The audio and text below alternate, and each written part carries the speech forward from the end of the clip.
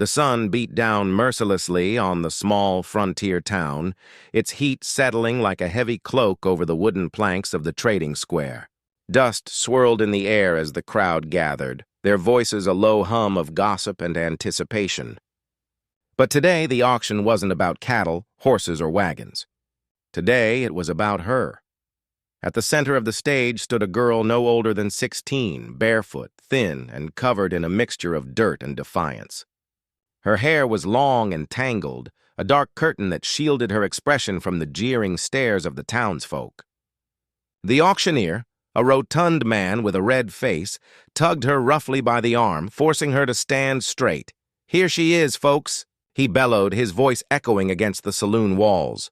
The wild girl. Strong as any farmhand, but... His tone dropped into a mocking drawl. "You'd best be warned. She's got a temper, this one. Folks say she's cursed," the crowd muttered. Women pulled their children closer. Men crossed their arms and spat in the dust. Stories had circulated for months about the girl, that she had set fire to her family's home, that livestock died when she passed by, that she had a stare cold enough to freeze blood. None of them cared whether the tales were true. They only cared that she was trouble. "No one wants her," a voice called from the crowd. "Best send her to the prison wagon where she belongs." The girl's jaw tightened. She kept her chin high, though her heart thudded with fear. She wouldn't let them see her break. Wouldn't let them see the tears burning in her eyes. If they wanted to call her cursed, she would act the part.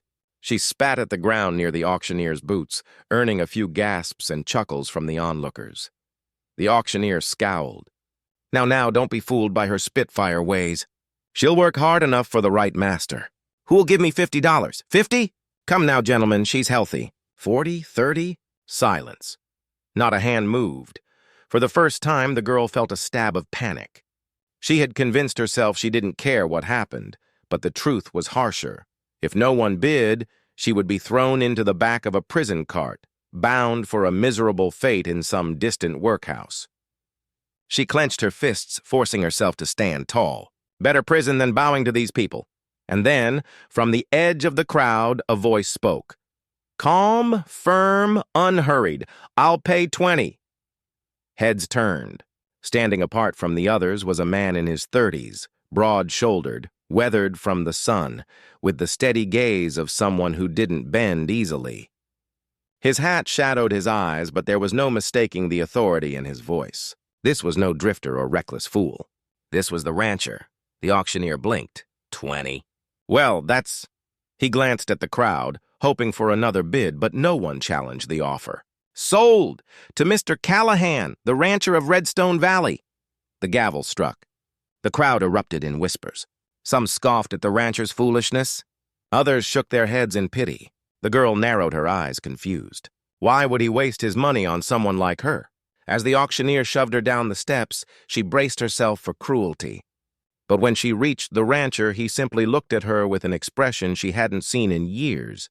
Not fear, not disgust, but something quieter. Something that unsettled her more than hatred ever could.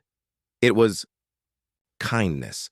And in that moment, the girl who had been branded wild and cursed for so long realized her story was about to change, whether she wanted it to or not. The girl walked stiffly beside him, her wrists raw from the rough rope the auctioneer had tied, though the rancher had quickly cut it loose. Still, she didn't thank him. She wouldn't. Gratitude had never brought her anything but more chains, and she wasn't about to give this man the satisfaction of thinking she was grateful. They moved through the crowd, the whispers trailing them like shadows. Poor fool. "Wasting good money on her," a man muttered. "He'll regret it before the week is done," a woman hissed. "She'll burn his house down just like she did her family's." The rancher ignored them. His long stride was steady, his head held high as though he didn't hear or care. He led her to his wagon hitched at the edge of town, then turned and offered his hand to help her up. She glared at him, then scrambled onto the seat without touching him, chin tilted in defiance. The rancher didn't mind. He had expected no different. His name was Matthew Callahan, though most just called him the rancher because he owned one of the largest spreads in Redstone Valley. His reputation was one of quiet strength. He rarely raised his voice, never cheated a man in business, and was known to be as steady as the earth he worked. But what few knew, what almost no one bothered to remember, was that Matthew hadn't always been respected. Years ago, he had been the youngest son of a poor family, scraping by on odd jobs. His father had been branded a drunk and a failure, and Matthew had grown up enduring the taunts of other boys who said he would turn out the same. For years, he had fought against the shadow of that reputation, working harder than anyone, until he'd finally bought his own land, built his ranch, and proved them wrong. It was that memory, the bitter taste of being judged before he'd even had a chance, that had pushed his hand at the auction block. He had seen the girl's eyes, fierce and cornered like a trapped wild horse, and something inside him had stirred. He recognized that look. It was the same one he had once carried, the look of someone condemned by rumor, not by truth. As the wagon rolled out of town, he glanced at her from the corner of his eye. She sat stiffly, arms crossed, her face set in hard lines. Beneath the dirt and defiance, though, he noticed her shoulders were too thin, her hands bruised, her feet blistered. She wasn't cursed. She was neglected, mistreated, and starved of care. He knew what the town expected.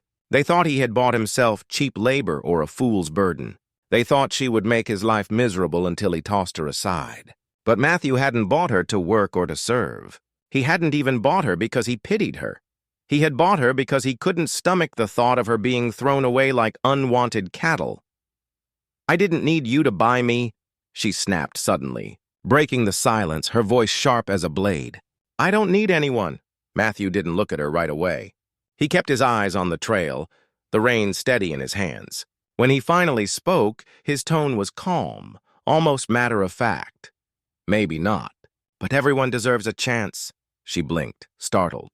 For a moment, she opened her mouth as though to argue, but the words stuck in her throat. Nobody had ever said that to her before. Nobody had ever believed she deserved anything. Matthew let the silence stretch, not pressing her, not demanding thanks. He knew trust wasn't built in a day. He wasn't sure if she would ever come to trust him. But he knew this much. He hadn't saved her to own her. He had saved her because no one else would.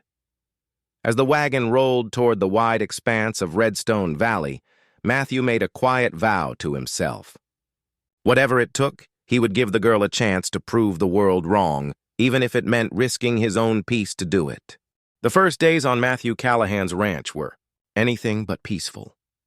The girl, whom the townsfolk only called the Wild One, though she refused to share, her real name, arrived at the homestead like a storm in human form. She didn't thank him for the food placed before her, didn't sit still when asked, and glared at anyone who came too close, as though daring them to try and tame her. Matthew's ranch hands, seasoned men who respected their boss's judgment, tried to hide their unease. They weren't cruel, but they avoided her as one avoids a skittish Mustang. They'd seen her reputation carried from town, a fire starter, a troublemaker, cursed. Some muttered privately that the boss had made a mistake. Others kept their distance altogether. The girl seemed determined to prove them right. She refused to follow rules.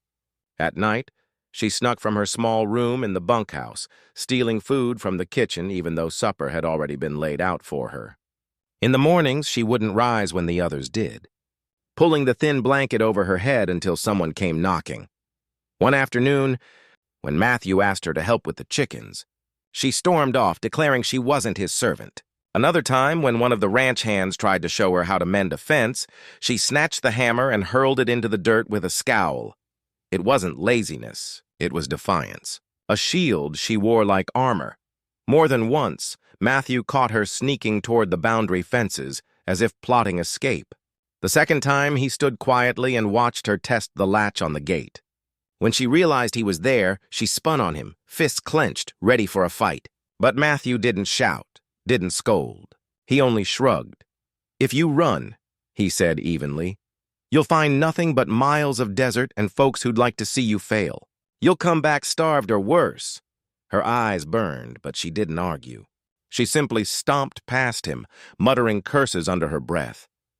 At night, alone in her bed, she turned those words over in her mind. She hated that he was right. She hated that he hadn't tried to stop her by force, only by truth. And deep down, beneath her hardened shell, she hated most of all that a small part of her wanted to stay. Matthew, for his part, tried patience. He gave her small tasks, feeding a horse, gathering eggs, carrying water. Nothing too heavy, nothing that felt like punishment.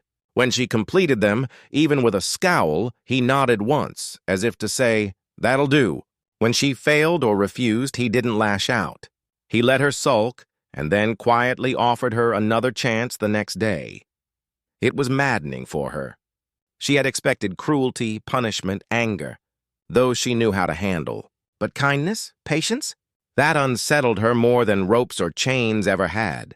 The other ranch hands whispered about her wildness, some predicting she'd set fire to the barn or vanish into the hills.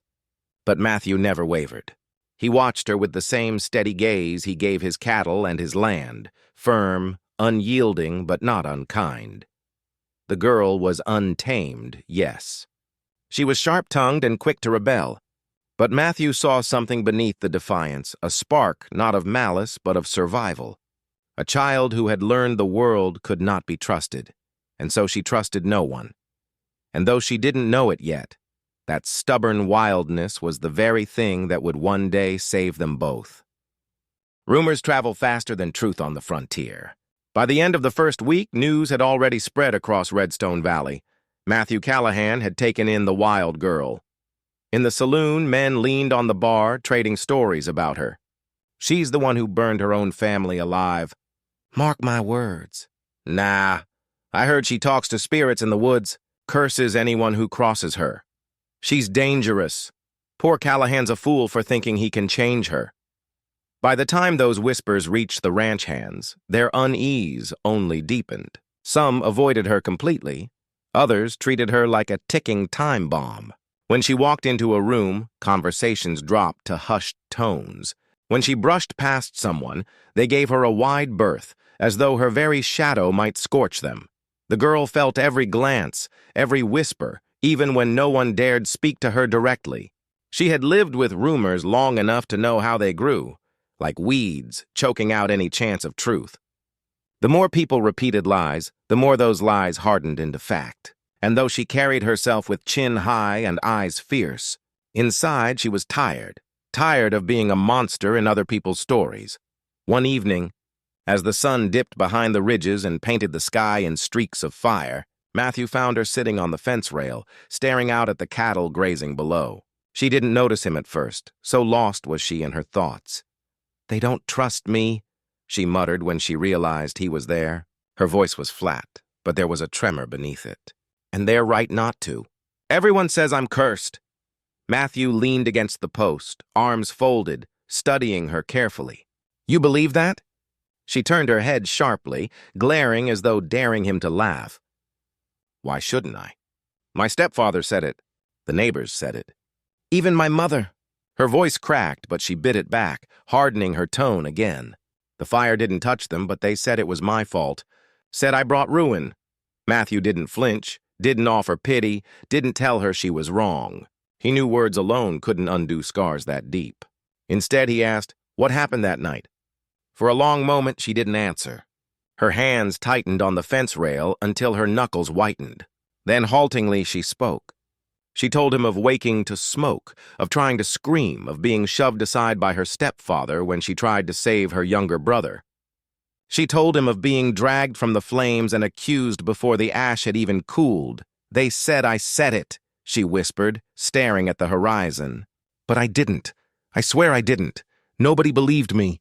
They just wanted someone to blame." Silence stretched between them, heavy but not uncomfortable. Matthew's jaw tightened. He didn't need every detail to know the truth. The girl had been scapegoated, made into a villain to cover someone else's guilt. He had seen it happen before. Men too proud or cruel to own their sins, shoving the blame onto the weak. "You're not cursed," he said finally, his tone steady as stone. "You're just carrying the weight of other people's lies."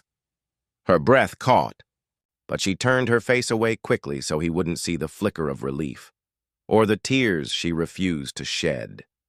From that night on, Matthew listened whenever she chose to speak, never pressing her, never doubting. He didn't repeat her story to the ranch hands or the town. Instead, he let the whispers swirl, unchallenged, until the truth would one day rise stronger than rumor. For the girl, it was the first time in years someone had believed her without hesitation. And though she wouldn't admit it aloud, a seed had been planted, a fragile seed of trust. The ranch was a place of rhythm and labor. Sunup to sundown, there was always something to be done. Horses to feed, fences to mend, cattle to drive. For most, the work was second nature, but for the girl, every task felt like a test. Matthew Callahan knew better than to force her. He had watched her long enough to understand that the moment she felt cornered, she lashed out. So instead of barking orders, he tried a different way. He invited her to choose. One morning, he found her sulking on the porch steps, knees pulled to her chest. The ranch hands were already out in the fields, the sound of hammers on fence posts echoing in the distance. Matthew didn't lecture her for being idle. He simply set a bridle in her lap and said, "You can come help me with the horses if you'd like, or sit there all day." "Your choice," she scowled, ready to spit back something sharp. But curiosity pricked at her. Nobody had ever asked if she wanted to help. They had always demanded. With a huff, she trailed after him to the stables. Inside, the air smelled of hay and leather. Matthew introduced her to a bay gelding named Jasper, patient and steady-eyed. "He won't bite," Matthew said. "Not unless you give him reason." The girl hesitated, then reached out.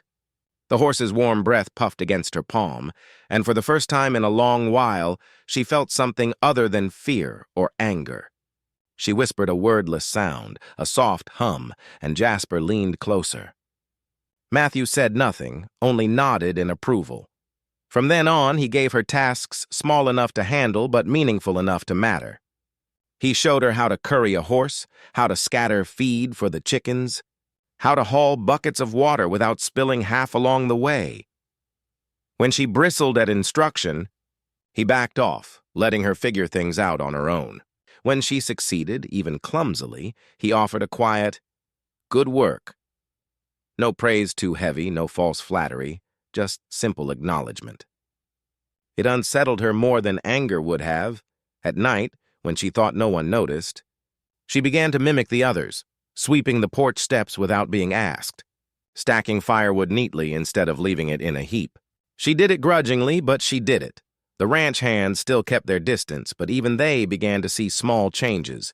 Once, when a calf slipped into a ditch, she darted forward before anyone else, scrambling down the slope with surprising strength. She grunted and pushed until the calf scrambled free. Mud streaked across her face. When the men tried to thank her, she snapped, "Didn't do it for you." But Matthew saw the pride she tried to hide. Slowly, the edges of her wildness softened. She still bristled like a cactus, but every so often, something gentler peeked through, an unguarded laugh when a colt nibbled her sleeve, a fleeting smile when the wind carried the scent of wildflowers. Matthew noticed these moments, but never pointed them out. He understood that calling attention to them would only make her retreat. Instead, he let them pass, storing each one quietly in his heart. He had seen mustangs tamed before. Men tried to break them with ropes and whips, and though the horse submitted, something inside always shattered. But when handled with patience and respect, the Mustang grew into a loyal partner, its spirit intact. The girl was no different. He wasn't trying to break her. He was trying to give her space to find herself, and though she would never admit it aloud, she began to wait for those small invitations he offered. The choice to join. The chance to belong. Each time, it became a little harder to tell herself she didn't care. By the time summer stretched its golden light across Redstone Valley, the girl had settled, if not into comfort, then at least into routine. She worked grudgingly but with growing skill. She knew which horses were gentle and which tested their reins. She learned how to gather eggs without getting pecked, how to sling a bucket of water without spilling it across her dress. But peace in the frontier was never meant to last. One hot afternoon, Matthew rode into town for supplies, taking the girl along with him. She hated the trip from the start. pulling her hat low to shield herself from the stares and whispers. The townsfolk hadn't grown kinder since the auction. They crossed the street to avoid her. Mothers muttered prayers when she passed, and boys taunted her with cruel laughter. Matthew ignored them, but she felt each word cut like a thorn under her skin. When they reached the general store, a group of men lingered near the entrance, their faces shadowed with mean grins. The girl froze, recognizing them instantly. They were her stepfather's old drinking companions, the same men who had held her down while her stepfather spat accusations about the fire. The same men who had laughed when she'd been dragged to the sheriff's office like a criminal. "Well, well," one of them drawled as they stepped closer. "If it isn't the witch child. Thought we'd seen the last of you." Matthew's jaw tightened, but he didn't speak. He shifted his body subtly so he stood between the girl and the men. "Callahan," another sneered. "You don't know what you've bought yourself. That girl brings ruin wherever she goes. Best hand her over to us before she does the same to you." The girl's stomach twisted. She knew their kind. They didn't want her out of justice. They wanted power. She was small, powerless, an easy scapegoat. And now, with Matthew's name attached to hers, they had another reason to stir trouble. Matthew's voice was calm but sharp as a blade. "She's under my care, and I don't hand over what's mine." The men laughed cruelly, circling like vultures. "Yours? She ain't worth the feed you're wasting on her. Sooner or later, she'll bite you too." The girl trembled, not with fear, but with anger. She wanted to scream, to fight, to claw back at them for every lie they had ever told. But before she could move, Matthew placed a steady hand on her shoulder. Not rough, not restraining, just grounding. "You've had your say," he told the men. His voice dropped low, steady as the ground beneath them. "Now clear the way." For a tense moment, no one moved. The girl's breath came fast, her heart hammering in her chest. Then, perhaps because they saw the unshakable calm in Matthew's eyes, or because they knew the town would side against a fight in broad daylight, the men stepped back with mutters and curses, but their eyes lingered, full of venom. "This ain't over, Callahan," one spat. "That girl will bring you nothing but trouble. You'll see." The rest of the day passed in uneasy silence. Even after the wagon rattled back toward the ranch, the girl sat stiffly, her hands balled into fists on her lap. "You shouldn't have stood up for me," she muttered finally, her voice sharp, though it trembled. "Now they'll come after you, too." Matthew glanced at her, his expression unreadable beneath the brim of his hat. "They were already looking for trouble. I just made sure they didn't find it today." She looked away, biting her lip hard enough to sting. No one had ever stood for her before, not her family, not the sheriff, not anyone. A strange, dangerous warmth flickered in her chest, something she dared not name. But in the back of her mind, she knew the men's words weren't idle. Danger wasn't gone. It was only waiting for its moment. The warning the men had left behind hung over the ranch like a gathering storm. Though Matthew didn't speak of it openly, he kept a sharper eye on the horizon, his rifle closer at hand. The girl noticed, even if he never said a word. She pretended not to care, but deep down, unease twisted in her stomach. Trouble had a way of following her, always had, and now it might land squarely on the only place that had ever offered her shelter. It came one moonless night. The girl was lying awake in her small room when she heard the faint creak of wood outside. Her heart stilled. She knew the sound of coyotes, of cattle shifting in the night, but this was different. Footsteps, heavy, deliberate. Slipping from bed, she padded barefoot across the floor and pressed her ear to the wall. Voices whispered low, rough, and slurred. Then came the unmistakable clang of the barn latch being lifted. Her breath caught. The cattle. She didn't stop to think. She grabbed the iron poker from beside the stove and darted outside. The night air was cool, the sky ink black save for the faint shimmer of stars. In the distance, she saw shadows moving toward the corral, ropes in hand. "Get the gate," one of them muttered. "Let the herd scatter. Teach Callahan a lesson." Her pulse roared in her ears. These were the same men from town, the same who had sneered and threatened. If they set the cattle loose, Matthew would lose everything. And all because of her. Without hesitation, she crept closer, crouching behind the fence. Her mind raced. She was small, weaponless save for the poker. She couldn't fight them head on. But she didn't need to. She spotted the lantern one man had set on a post. In a flash, she darted out, snatched it, and hurled it into the dry dirt, shattering the glass and dousing their only light. "What the?" a voice shouted. Before they could recover, she swung the poker with all her strength, catching one man square on the shin. He yelped and stumbled, cursing. Another lunged for her, but she was quicker, ducking low and scrambling between the fence rails like a rabbit. The cattle, spooked by the sudden commotion, bellowed and surged, their hooves thundering as they shoved against the corral. The men shouted, trying to regain control, but the girl darted through the chaos with the sure-footedness of someone who had lived wild most of her life. She climbed the fence and swung the poker again, striking the latch back into place before the gate could be lifted. It wasn't enough to stop them all. One grabbed her arm, yanking her back hard.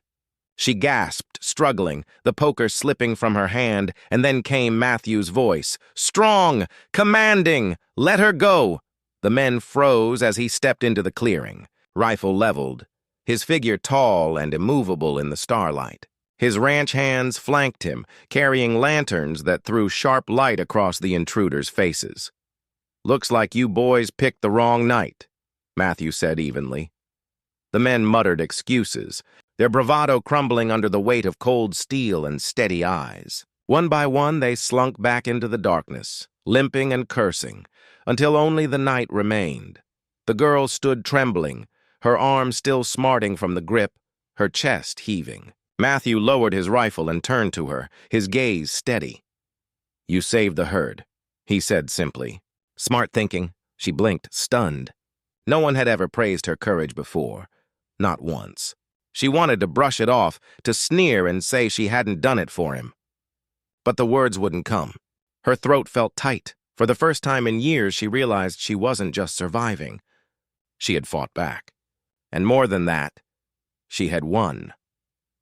That night, as she lay awake, sore but unbroken, she understood something new about herself. She wasn't cursed. She wasn't doomed to bring ruin. She was stronger than the lies, stronger than the fear. The attack on the ranch changed everything. Though Matthew and his men had driven the intruders off, the girl's bravery became the quiet talk of the valley. The ranch hands, once wary of her, began to look at her differently. They saw how she had thrown herself into danger, how she had saved the herd with sharp wit and courage. It didn't erase all their doubts, but it planted a seed of respect. But respect from the ranch wasn't enough to silence the whispers in town. The rumors of curses and fire still clung to her name like burrs in a horse's mane. And though she tried to pretend it didn't matter, the weight of it gnawed at her. Then came the day Matthew rode into town to collect supplies and overheard something that set the truth in motion. He had stopped at the blacksmith shop when a pair of men mentioned the fire. Matthew stayed quiet, listening as they laughed about how her stepfather had got away clean, blaming everything on a half-wild girl. "You ask me," one of them said, leaning on the post.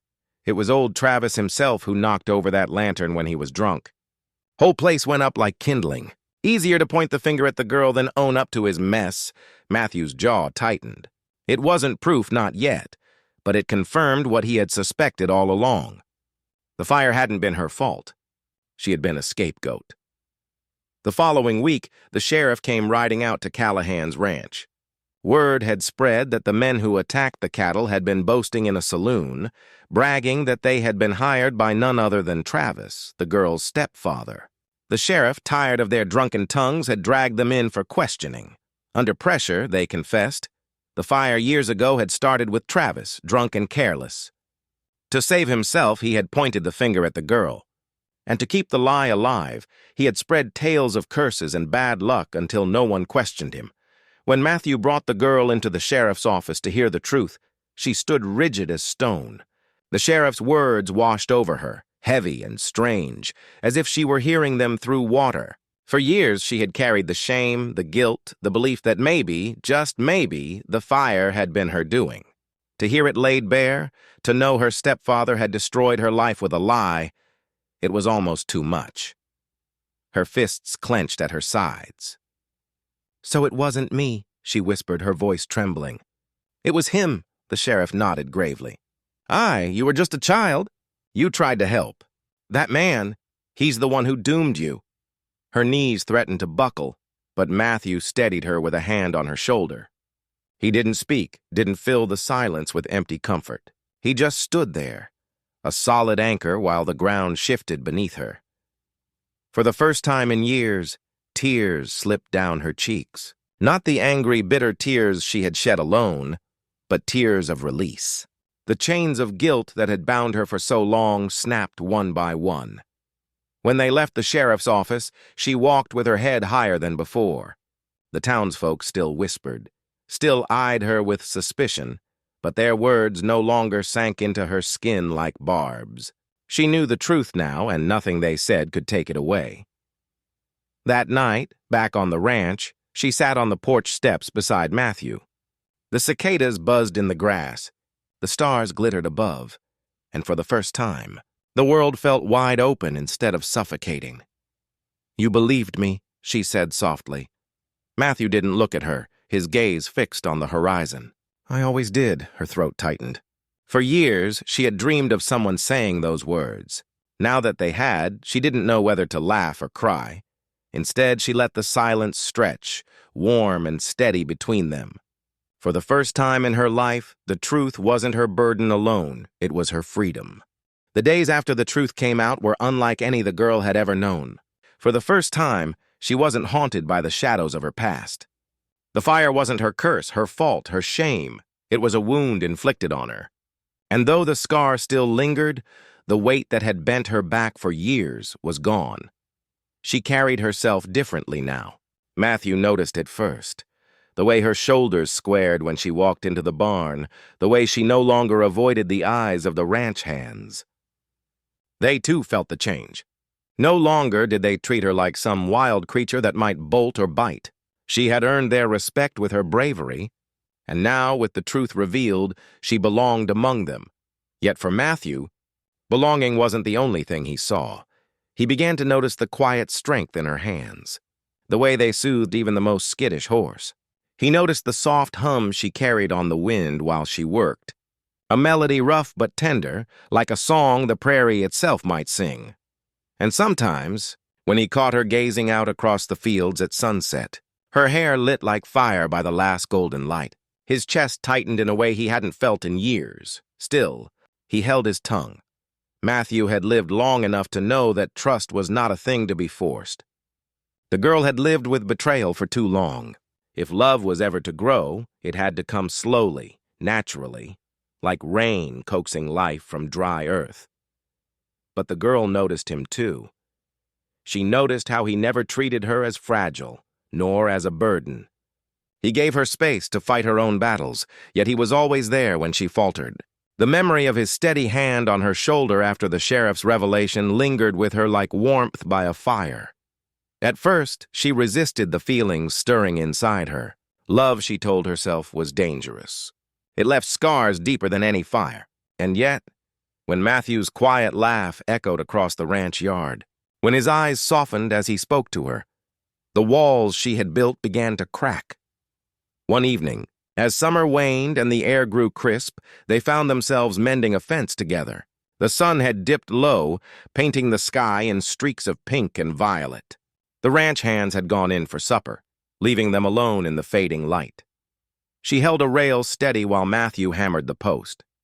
His movements were sure, practiced, but she noticed the small tremor in his hand when their fingers brushed. It startled her. He, the man who seemed unshakable, unsettled by her touch. "Why did you buy me that day?" she asked suddenly, her voice low. He paused, the hammer still in his grip. His eyes met hers, steady but searching.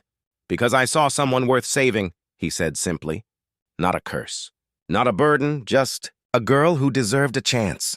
Her throat tightened. She wanted to turn away, to hide the tears threatening her eyes.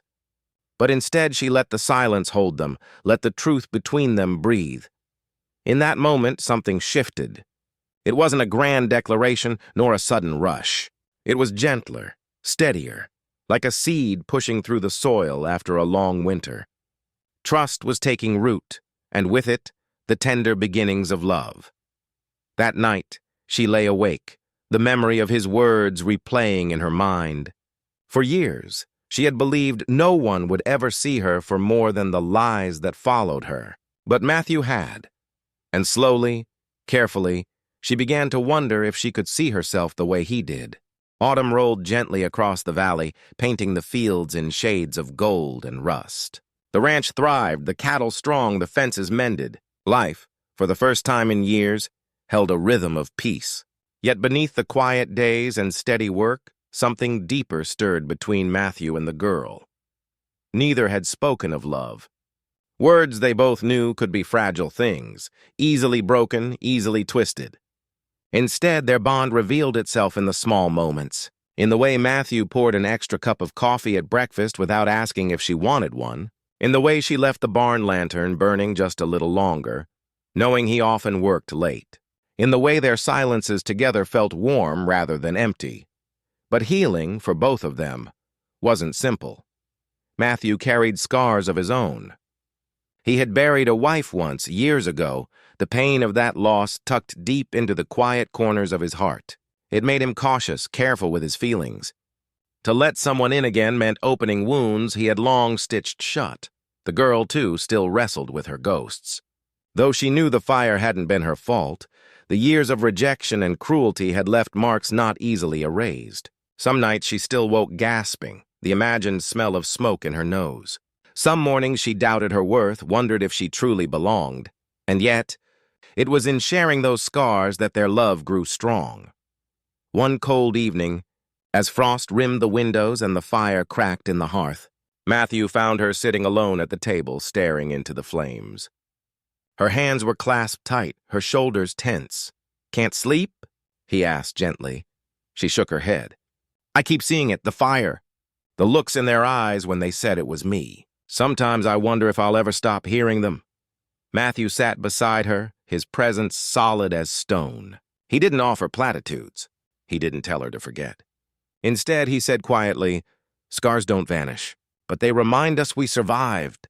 Her eyes flicked to him, searching. For the first time, she saw not just the rancher who had saved her, but the man who carried his own grief, his own nights of staring into the flames. She reached for his hand, hesitant at first, then firmer when he didn't pull away. Their fingers laced together, rough and warm. It was the first time she had chosen to reach out, not in fear, but in trust. And it was the first time Matthew allowed himself to hold her as though she was not fragile, but cherished. From then on, their bond was no longer unspoken. As winter settled in, the ranch became their refuge. They worked side by side, mended fences, tended cattle, shared meals. The girl laughed more, her voice lighter, no longer bound by the weight of old lies. Matthew, in turn, found his days brighter, his nights less lonely. The walls he had built around his heart began to crumble, brick by careful brick. One evening, when the snow lay soft across the fields and the stars burned bright above, Matthew stopped as they walked back from the barn. He turned to her, the breath of winter curling in the air between them. "You've given me back more than I ever thought I'd have," he said, his voice low but certain. "Not just the ranch, not just peace. You've given me a reason to hope again." Her heart thudded, fierce and steady. For years she had been the girl no one wanted, the girl everyone feared. But here, in his eyes, she saw none of that. She saw only love. "I thought I was cursed," she whispered, tears shining. "But maybe I was just waiting to find where I belonged." Matthew's answer was simple.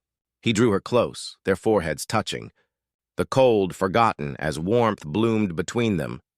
And in that quiet moment beneath the endless stars, two wounded souls, scarred but unbroken, found their healing not in forgetting the past, but in loving each other enough to face it together. The girl who once had nothing now had everything she had never dared to dream of. A home, a family, and a love that turned fear into strength. And the rancher who thought his heart had long since closed discovered that sometimes the greatest risk was the only one worth taking.